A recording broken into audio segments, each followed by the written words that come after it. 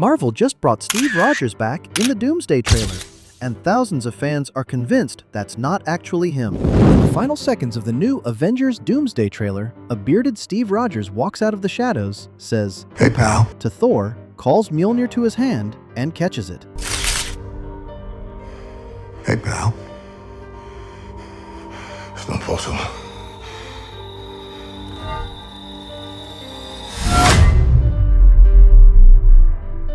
On paper, that's the moment fans have waited years for.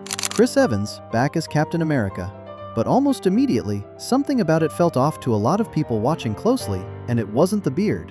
It was the smile right after he catches the hammer. The loudest theory right now is that this isn't the Steve Rogers fans know at all. It's Hydra Cap. In the comics, a version of Steve Rogers was secretly raised inside Hydra from childhood, loyal to them the entire time, hiding in plain sight as a trusted hero. Fans point to the dark clothes, the beard, and that smirk as visual cues lifted straight from that storyline, like Marvel is deliberately signaling that something's wrong with him, without saying it outright. In this shot, but rather a variant speculated to be in Doomsday named Captain Hydra. Captain Hydra is an evil variant of Steve Rogers from the 2016-2017 Secret Empire storyline, where Red Skull had manipulated a sentient cosmic cube named Kobik to rewrite reality, where Steve Rogers had been recruited by Hydra at a young age. Still had the super soldier serum, but just applied all of that skill to serving Hydra. And the live-action MCU has already shown us a glimpse of a universe where Hydra already won. In Multiverse of Madness, Doctor Strange and America Chavez tumbled past a reality where there was a Hydra blimp over New York City in the 1930s. That would mean World War II had not even happened in that reality, and Steve Rogers, who was born on July 4th, 1918, would have been a kid or an early teenager living in a Brooklyn dominated by Hydra with all those Model Ts. I don't think this shot of Chris Evans is Captain Hydra, because there is no way Mjolnir would consider Captain Hydra worthy. There's a second theory that goes even further, that this isn't any version of Steve Rogers at all, but someone else wearing his face. Some fans point to Loki, newly reformed as the god of stories, choosing to appear as someone the Avengers would immediately trust.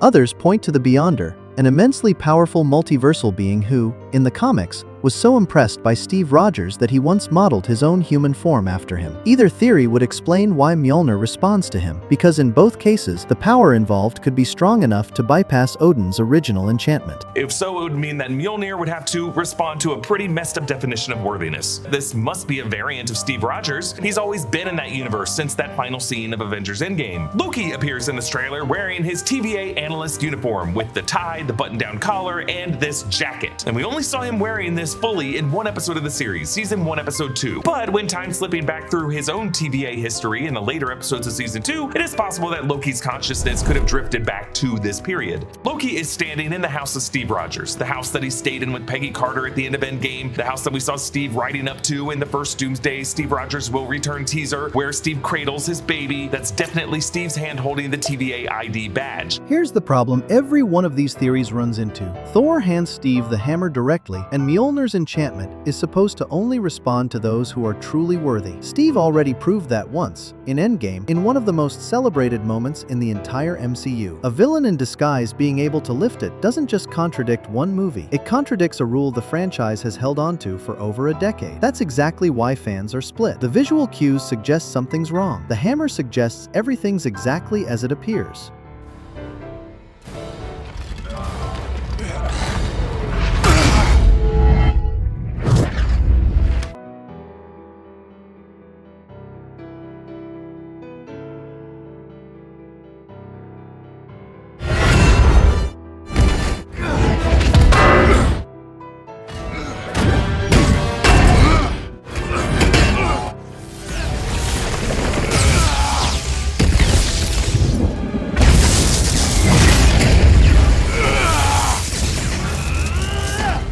Marvel hasn't confirmed any of this, and there's a very real chance the simplest answer is the true one.